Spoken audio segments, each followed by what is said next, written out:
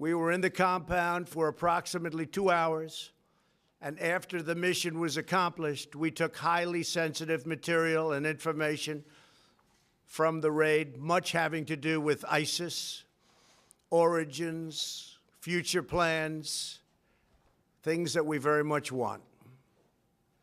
What is up, Patriots? Welcome back to the channel. Man, just hearing those words again, it sends a chill down your spine, doesn't it? That was President Trump at his absolute best. You don't see this kind of raw, unapologetic leadership very often. He didn't just give some boring, scripted speech prepared by a committee. He told the world exactly what happened and didn't hold back. My initial take? This is exactly why we voted for him. He promised to take the fight to the terrorists and finish the job. And here he is, showing the world that if you mess with the United States, there is no hole deep enough for you to hide in. He called Baghdadi what he was, a coward and a loser. I love that he doesn't use the politically correct language we're used to hearing from Washington. He's speaking for all of us who are tired of seeing ISIS run wild.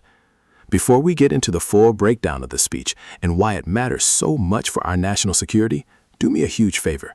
If you love seeing America win, hit that like button right now. It really helps the algorithm show this to more people. And if you haven't already, subscribe to the channel and ring that bell so you never miss an update. We've got to keep the conversation going. Now, let's watch the rest of this and really talk about what went down.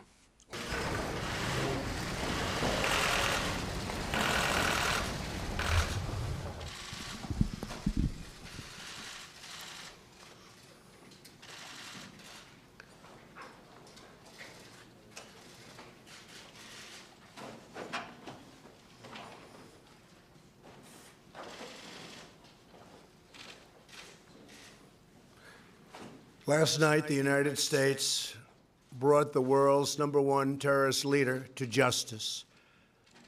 Abu Bakr al-Baghdadi is dead. He was the founder and leader of ISIS, the most ruthless and violent terror organization anywhere in the world. The United States has been searching for Baghdadi for many years. Capturing or killing Baghdadi has been the top national security priority of my administration.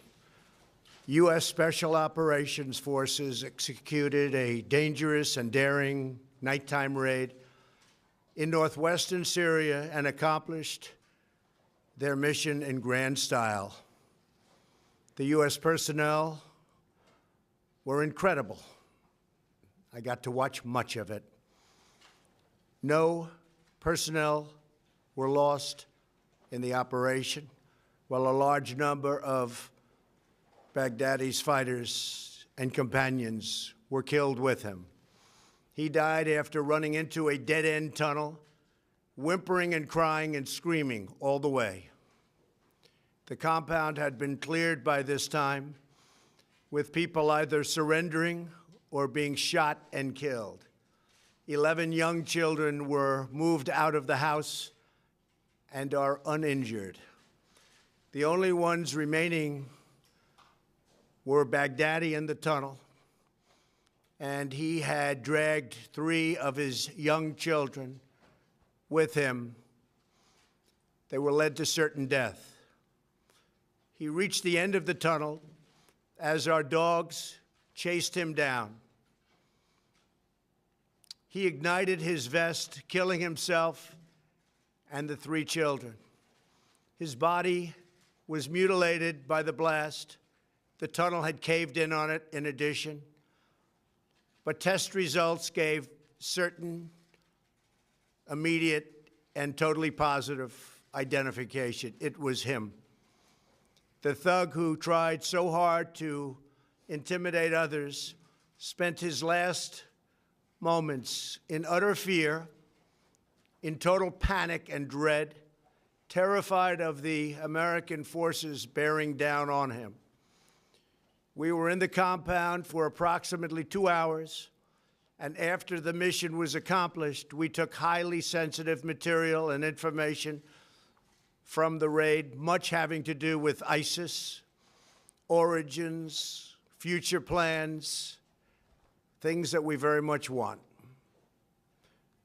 Baghdadi's demise demonstrates America's relentless pursuit of terrorist leaders and our commitment to the enduring and total defeat of ISIS and other terrorist organizations. Our reach is very long. As you know, last month we announced that we recently killed Hamza bin Laden, the very violent son of Osama bin Laden, who was saying very bad things about people, about our country, about the world. He was the heir apparent to al-Qaeda, terrorists who oppress and murder innocent people should never sleep soundly, knowing that we will completely destroy them. These savage monsters will not escape their fate, and they will not escape the final judgment of God. Baghdadi has been on the run for many years, long before I took office. But at my direction, as Commander-in-Chief of the United States, we obliterated his caliphate 100% in March of this year. Today's events are another reminder that we will continue to pursue the remaining ISIS terrorists to their brutal end. That also goes for other terrorist organizations. They are likewise in our sights. Baghdadi and the losers who worked for him, and losers they are. They had no idea what they were getting into. In some cases, they were very frightened puppies. In other cases, they were hardcore killers. But they killed many, many people.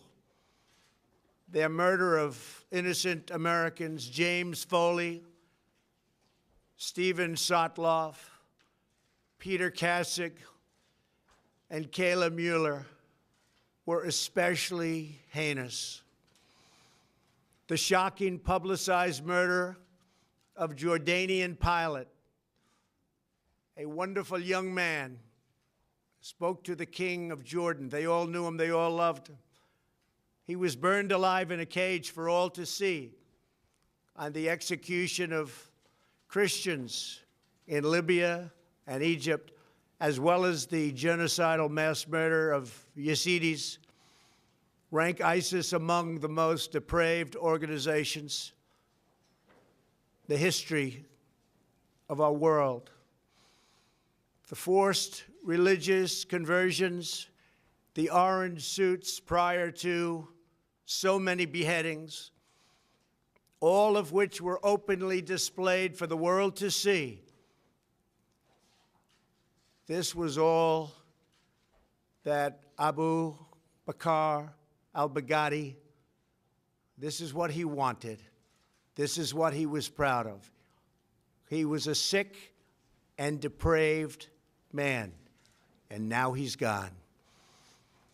Baghdadi was vicious and violent, and he died in a vicious and violent way as a coward, running and crying. This raid was impeccable and could only have taken place with the acknowledgement and help of certain other nations and people. I want to thank the nations of Russia, Turkey, Syria, and Iraq, and I also want to thank the Syrian Kurds for certain support they were able to give us. This was a very, very dangerous mission. Thank you as well to the great intelligence professionals who helped make this very successful journey possible. I want to thank the soldiers and sailors, airmen, and Marines involved in last night's operation. You are the very best there is anywhere in the world. No matter where you go, there is nobody even close. I want to thank General Mark Milley and our Joint Chiefs of Staff, and I also want to thank our professionals who work in other agencies of the United States government and were critical to the mission's unbelievable success. Last night was a great night for the United States and for the world. A brutal killer, one who has caused so much hardship and death, has violently been eliminated. He will never again harm another innocent man, woman, or child. He died like a dog. He died like a coward. The world is now a much safer place. God bless America. Thank you. Any questions? When did you first hear about that this was an operation was going to get started? We've had him under surveillance for a couple of weeks. We knew a little bit about where he was. Wow. Just wow. Let's be real for a second. That was powerful. The thing that strikes me the most about this is the sheer confidence. President Trump is sitting there telling the story of how our Special Operations Forces, the best in the world, executed a dangerous and daring nighttime raid. And the way he describes Baghdadi's final moments, that's what we call telling it like it is.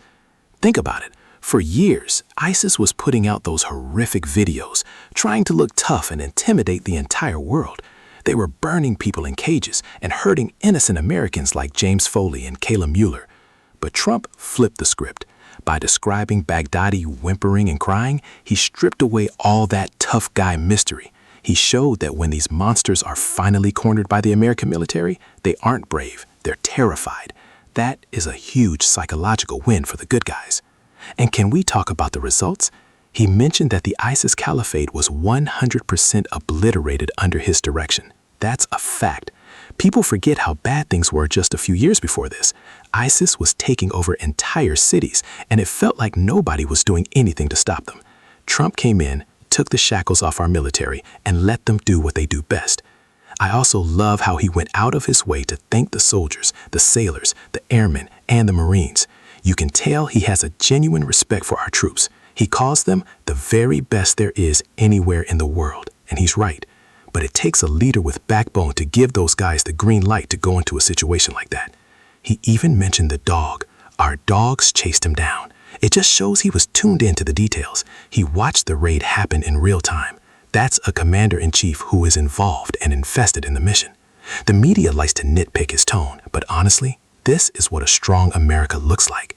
He thanked the other nations involved, Russia, Turkey, Iraq, showing he can work with anyone when it comes to keeping our country safe. But at the end of the day, he made it clear, American reach is long, and if you are a savage monster who murders innocent people, you will not escape your fate.